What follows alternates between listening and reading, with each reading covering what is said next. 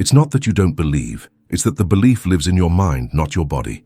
You tell yourself, I trust the timing, I trust the process, but your nervous system is whispering something else entirely, because even as you say the words, there's a clench behind them, a quiet urgency, a micro-panic, a hunger dressed as hope, and that's the catch. You're calling it faith, but your frequency is fear.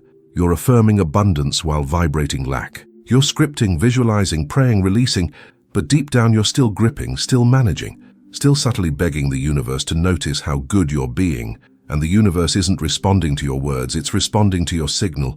It hears not what you say, but what you embody. Not what you ask for, but what you expect. And expectation is a frequency. It's not what you think, it's what you feel when you're not thinking. That background hum.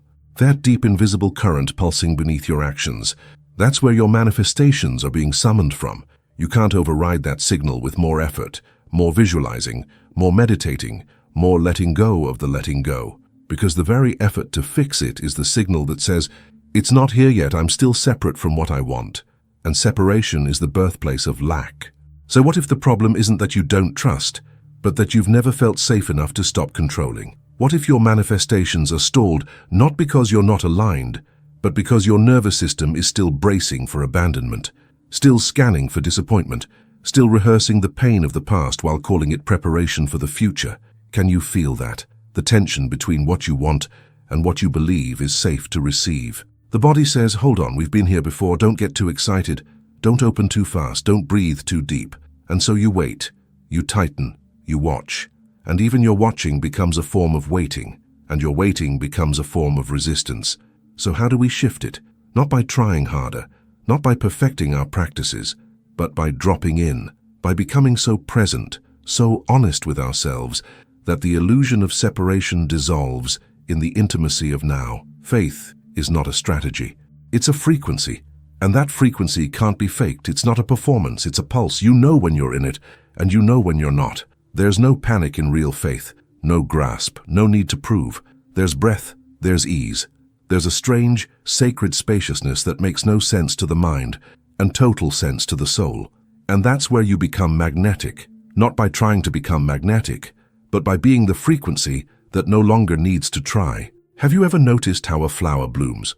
Not because it tries, not because it needs to prove it deserves the sun, it simply responds to light, to warmth, to the silent language of season and soil. It opens because it is safe to open, and you, like that flower, can only receive what your body feels safe to allow. That's why you can say all the right things, do all the right rituals, listen to every manifestation podcast, and still feel like nothing's moving. Because deep down the signal is scrambled, the frequency is fragmented.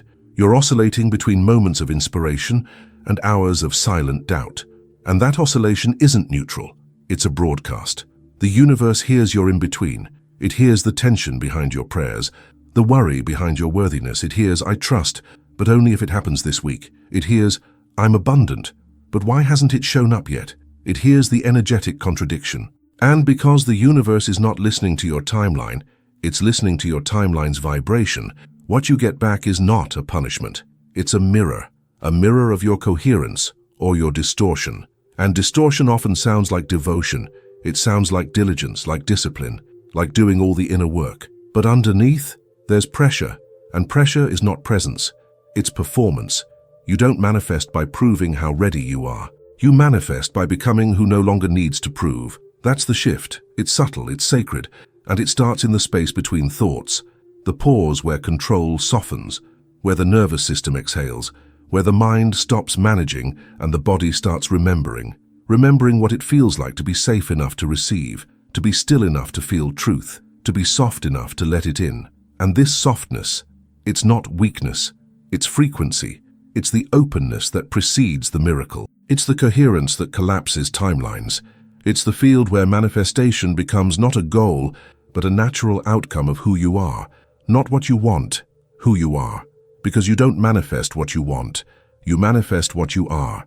So if you are vibrating fear while speaking faith, you'll receive more experiences that match the fear, not the faith. If you are embodying urgency while declaring trust, you'll attract timelines that mirror that urgency back to you through delays, detours, and divine pauses that feel like punishment, but are actually recalibration. The universe is never testing you. It's just waiting for the signal to become clear. There's a moment that changes everything, but most people miss it. It's not the moment you visualize harder, or say the affirmation louder, or do one more round of inner child healing, because you think maybe, just maybe, you're still not healed enough. No, the moment that changes everything is the moment you stop trying to earn it. The moment you stop bargaining with the universe through your discipline, your devotion, your good vibes.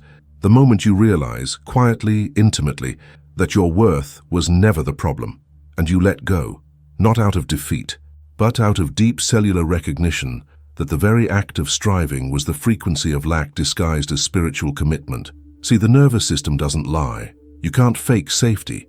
You can say, I trust with your lips, but if your gut is in knots, if your chest is tight, if your breath is shallow, and you're constantly scanning your life for signs that it's working, you're not in faith, you're in survival. And survival doesn't manifest miracles.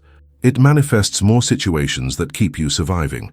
Because the quantum field doesn't understand your words, it understands your being. It matches not your language, but your level. Not your desires, but your default. And that default, your baseline frequency, is shaped by your nervous system, your felt sense of safety, your embodied belief of what's possible for you. So if you've learned that it's not safe to have without effort, if you've lived through inconsistency, betrayal, scarcity, masked as discipline, then even when life tries to give you more, you'll push it away. You'll doubt it, delay it, distract from it. Not because you're sabotaging, but because your frequency is still coded in fear. Fear of loss, fear of disappointment, fear that if you let go, everything will fall apart. But the deeper truth? It's already falling into place if you just stop holding it apart. Control is the great divider. It creates separation between who you are and what you desire, between your mind and your body, between your now and your next. And manifestation doesn't move through separation. It flows through coherence. That's why the practices don't always work, not because they're wrong, but because of the energy behind them. You're meditating to get somewhere. You're journaling to fix something. You're scripting from a place of, if I do this enough, maybe it will finally happen. And so every action becomes a subtle declaration of, it's not here yet. Every ritual becomes a reminder of your separation from it. But what if instead your every breath was a declaration of union? What if your every step was already vibrating, it is done? Not in theory, but in truth. What if you could feel the energy of your desires already alive in your field, not as something to chase, but something to relax into? Because that's the paradox. You don't manifest by doing more. You manifest by becoming still enough to hear the version of you who already has it, and then embodying her, now, before the money comes, before the lover texts, before the opportunity lands, not because you're pretending, but because you're collapsing the timeline through your frequency. You become the version of you that no longer needs it to happen, because in your body it already has. And when you live from that signal, reality has no choice but to follow, not with effort, but with coherence, not by force, but by frequency. That's the moment everything changes. And it's not loud, it's not dramatic, it's quiet, intimate, subtle. It feels like an exhale, like a warm release in your chest, like your nervous system finally believing the words you've been saying for years. And from that place, you don't chase, you attract, you don't wait, you welcome, you don't perform, you pulse. Because finally, you're no longer trying to prove your faith. You are faith. You are the signal. So many of us are walking through life broadcasting a signal we don't even realize we're sending. We think we're saying, I'm ready. But underneath, the signal is actually, I'm scared. Scared it won't happen. Scared it will. Scared of being seen. Scared of being disappointed again. Scared of losing what we've barely allowed ourselves to dream of. And fear isn't the enemy. It's a messenger. It tells you where your system still doesn't feel safe to receive. It shows you the edges of your coherence. Because the nervous system, your internal compass, is not bound by logic. It doesn't care what you say you want. It only responds to what you believe is safe. So if your past has taught you that receiving comes with conditions, that abundance means instability, that love equals loss, then your body will create buffers. Your frequency will generate distance. You'll set intentions and then subconsciously slow them down. You'll ask for signs and then second-guess everyone. You'll get close and then pull away. Not because you're broken, but because your signal is still fragmented. And in quantum terms, coherence is everything. Coherence is the energetic alignment between thought, emotion, and embodiment. It's not just thinking positively. It's not just feeling good. It's when your thoughts say yes, your emotions say yes, and your body says yes, without hesitation, without bracing, without flinching. That's when the field responds, because the field, the quantum field of infinite potential, is always reading your coherence. It listens for clarity, not just clarity of intention, but clarity of vibration. And vibration isn't what you think. It's what you are in your quietest moments. It's how you breathe when you're alone. It's what you expect when no one's watching. It's the feeling in your chest when you open your bank app. It's the tension in your stomach when your phone lights up. These are the places where manifestation actually happens, or doesn't. Not in the peak moments of ceremony or visualization, but in the everyday frequency of your life, in your reactions, your rhythms, your resting state, because that's what the field mirrors. So if your resting state is urgency, lack, or proving, you'll receive more to reinforce that state, and it will feel like the universe is withholding. But the truth? It's not withholding. It's waiting. Waiting for your signal to stabilize. Waiting for your nervous system to stop bracing and start receiving. Waiting for your presence to replace your pressure. Because presence, true presence, is the gateway to embodiment. And embodiment is the bridge. It's where desire becomes identity, where intention becomes experience, where the version of you who wants becomes the version of you who is. And that shift doesn't happen in the mind. It happens in the body. It happens when you stop needing to believe and start becoming the belief. It happens when you walk differently, breathe differently, speak with a calm knowing, not a loud hoping. When you no longer try to convince yourself because you are already convinced, not intellectually, energetically, and from that place, you don't manifest from the frequency of lack, you manifest from the frequency of truth. And truth doesn't beg, truth doesn't plead, truth doesn't wait for signs to feel certain, truth already knows. And when you live from that knowing, life meets you there. It's wild, isn't it? How deeply we crave the thing we're afraid to fully hold. We say we want more love, more wealth, more peace. But our frequency whispers something different, only if it doesn't hurt, only if it doesn't change me too much, only if I won't lose it once I get it. And that whisper, it reverberates louder than any affirmation, because the field doesn't tune in to your hope. It tunes in to your readiness, not the mental kind of readiness, the embodied kind, the kind that doesn't flinch, the kind that doesn't delay its own becoming. And here's the great paradox. Readiness doesn't come from striving. It comes from softness. Softness creates safety. Safety creates coherence. Coherence creates alignment. Alignment collapses time. So while you're trying to figure out how to move faster, to do more, to finally get there, the truth is, what you need most is to slow down, to pause, to feel the signal you're actually broadcasting in your stillness. That moment when you wake up in the middle of the night and reach for your phone to check if they texted. That split second when you say you're trusting, but your heart rate spikes at the slightest delay. That ache in your belly when the money doesn't come when you thought it would. That's the body revealing the broadcast. That's the place you meet yourself, not with judgment, but with honesty. Because honesty is coherence too, and nothing shifts faster than a body met with loving truth. Not forced positivity, not bypassed discomfort, but deep, compassionate awareness. Because once you see where you're gripping, you can soften. Once you hear where you're doubting, you can soothe. Once you feel where you're holding back, you can breathe. And every breath becomes a recalibration. Every moment of presence becomes a frequency shift. That's how you move from lack into faith, not by denying the lack, but by holding it with enough tenderness that it dissolves. By showing your system that it is safe to feel, safe to trust, safe to receive. And from that embodied safety, manifestation becomes inevitable. Because now the field is reading a different signal, not the desperate pull of, I need this to happen, but the quiet magnetism of I already am this. It's like changing the channel. Suddenly life responds to your being, not your bargaining, your essence, not your effort.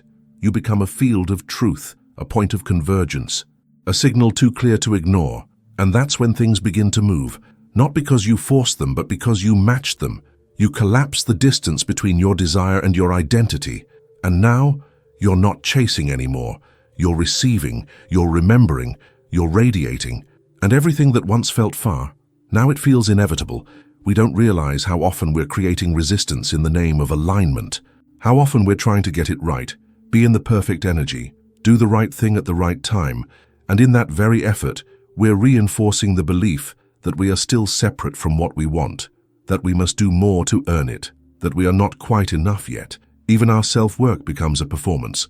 We wake up with the thought, what do I need to shift today to finally receive it? As if receiving were something fragile and conditional. As if the universe were holding our desires hostage, waiting for the exact right emotional cocktail of gratitude, surrender, and action. But the field is not grading your performance. It's reflecting your state. And your state, the true, felt experience of your being, is not determined by how many affirmations you recite or how consistent your practices are. It's determined by your baseline frequency, your resting resonance, the place your body returns to when you stop trying to be spiritual, when you stop trying to be high vibe, when you stop trying, period. That's the moment the real frequency is revealed. And if that baseline is still wired in scarcity, still contracted in fear, still bracing against disappointment, then no amount of doing will override it. Not because you're failing, but because the field is loyal to your coherence, not your will. It's not punishing you, it's just responding accurately. You are the tuning fork, and life is harmonizing with you. So what if the most powerful shift isn't in doing more, but in becoming honest enough to feel what you've been bypassing, to feel the ache underneath the affirmations, the grief beneath the vision board, the ancient fear that maybe, just maybe, it's never going to happen for you. That's where the frequency really lives, in the parts of you that are still frozen, still waiting, still gripping for control because you've never felt safe enough to stop. That's not a flaw, that's a frequency, and it can be felt, but it can't be faked. You don't regulate your signal by pretending to be okay. You regulate it by becoming intimate with your inner world, by breathing with your nervous system until it softens, until it opens, until it begins to believe that safety is possible now, not when the thing arrives, but here before it does. Because only then can the arrival happen. Only then does the field respond with acceleration, not as a reward, but as a reflection. Because the new timeline isn't coming, it's already here. The question is, are you still vibrating in the version of you who needs it, or in the version of you who already holds it? Most people don't realize they are manifesting from the need to change their life, not from the embodiment of a life already changed. And that need, that grasping, that subtle desperation, is the frequency of lack. It whispers, please work. It pleads, I'm doing everything right. It waits, anxiously, for proof. And in that waiting, it delays what could be instant, because manifestation isn't waiting for proof. It's becoming the proof, becoming the lived signal of what you say you trust, becoming the embodied evidence of what you claim to believe. And that embodiment doesn't mean you feel good all the time. It means you are no longer trying to escape what is. You are no longer managing your frequency. You are being your frequency. That is where coherence is born. And coherence is the signal the quantum field responds to instantly, because now there is no contradiction, no tension, no split between thought, emotion, and body. There is just truth, living, breathing, pulsing, you. And when you arrive in that place, not just for a moment but as a new baseline, everything you once chased begins to seek you, not because you summoned it with force, but because you remembered who you are. You stopped manifesting from lack and started magnetizing from embodiment. You can feel it, can't you? That moment when your body finally catches up to what your mind has been trying to convince you of for years. That soft, trembling moment when something in you lets go, not with resignation, but with relief. Because the truth is, you were never meant to carry it all. You were never meant to hold your future in a death grip, obsessing over timing and signs and whether you've healed enough to be worthy. You were never meant to strain toward your manifestations like someone begging to be picked. That's not how energy works. That's how trauma works. That's how conditioning works. That's how you learn to survive in a world that told you love was earned, abundance was rare, and miracles were for someone else. But in the quantum field, nothing is earned. It's matched. It's met. It's mirrored. And the version of you who already has the thing you want, she's not more deserving than you. She's not more evolved. She's not even more healed. She's just less entangled. She's less divided. She's living in resonance. She's not pretending to be fearless. She's just not run by fear. She feels safe in her own signal. And that safety is everything. Because until your nervous system believes it's safe to have what you desire, you'll keep delaying it. You'll keep finding reasons to doubt. You'll keep sabotaging in subtle ways, not out of weakness, but out of loyalty to the past. That's the invisible contract so many of us are still carrying. I can only receive when I've proven enough, struggled enough, waited long enough. But the quantum doesn't work in linear time. It doesn't operate by struggle. It doesn't respond to sacrifice. It responds to your now, and your now is either vibrating in separation or in oneness, in proving or in presence, in pressure or in peace. And here's the great reframe. Surrender is not letting go of desire. It's letting go of the identity that believes it must struggle to get there. It's letting go of the tension that says, I'll be okay when it arrives. Because the truth is, you'll never receive from that place. You'll just keep stretching the horizon, always reaching, never arriving. You'll keep calling it faith while your body still braces for disappointment. You'll keep waiting for proof when the proof is meant to emerge from your embodiment, not precede it. So what does it look like to truly embody the timeline where it's already done? It looks like presence. It looks like breath. It looks like waking up and not needing the evidence to believe. It looks like moving with quiet confidence, even when your external world hasn't shifted yet. It looks like choosing to feel abundant now, not to trick the universe, but because you finally realize that abundance isn't a result. It's a reality you get to live into. It's a vibration you get to wear like a second skin. It's not an outcome, it's a remembering. And the more you remember, the less you chase. The more you root into this frequency, not as a temporary state, but as your home, the more life starts to organize around you. The right people, the right timing, the unexpected alignments, they begin to land, not because you controlled them into being, but because you became the version of you they were always meant for. That's when the shift is real. When you stop talking about trust and start walking in trust. When you stop trying to act like you have faith and start feeling what it means to be faith. Not hopeful, certain, not desperate, receptive, not trying to become, simply being. That's coherence. That's the signal the field cannot ignore. And here you are now, standing in the quiet aftermath of all the effort. You've said the words, done the work, held the vision, and still, there's that ache. That subtle question echoing through your chest. Why hasn't it happened yet? But maybe the real question is, who are you being while you wait? Are you the version of you who trusts the field like she trusts her breath? Or are you still managing, still watching, still holding your desire with a tight invisible grip disguised as devotion? This is the final unraveling, the soft collapse of control. The invitation to step out of the story where you are trying to become and into the frequency of the one who already is. She's not somewhere far away. She's not waiting for a sign or a green light or a moment of cosmic perfection. She's already here, quiet, rooted, certain, and all she wants is for you to meet her, not by force, not by faking, but by feeling what it's like to stop negotiating with the timeline, to stop outsourcing your safety to outcomes, to stop asking the universe to prove itself before you allow your nervous system to rest. Because that rest, that calm, regulated hum beneath your skin, is the real portal. That is the vibration that magnetizes miracles. That is the timeline collapse, not the loud breakthrough but the silent shift, the one where you exhale and everything changes, where you breathe into your body and whisper, I'm done chasing, where you sit in the stillness and feel, for the first time in a long time, that you are actually home. And when your body believes that, when your system calibrates to that, your signal becomes undeniable. Not high vibe, true, not perfect, coherent, not an echo of someone else's path, but the pure frequency of your own knowing. And from that place, you stop manifesting from lack. You stop calling it faith when it's really fear. You stop layering effort on top of effort, hoping something will finally stick. And you start becoming, not slowly, instantly, because once you drop the signal of separation, there is no distance left to travel. You're no longer walking toward the life. You are the life, the embodiment, the signal, the resonance. And it's from there that life begins to rearrange itself. It's from there that the timelines bend and the doors swing open, not because you forced them, but because you remembered who you are. You stopped gripping and started glowing. You stopped begging and started becoming. You stopped waiting and started vibrating. And the field responded, not with delay, but with devotion. Because now, you're no longer asking for the life. You are the life, and life can't help but meet you there.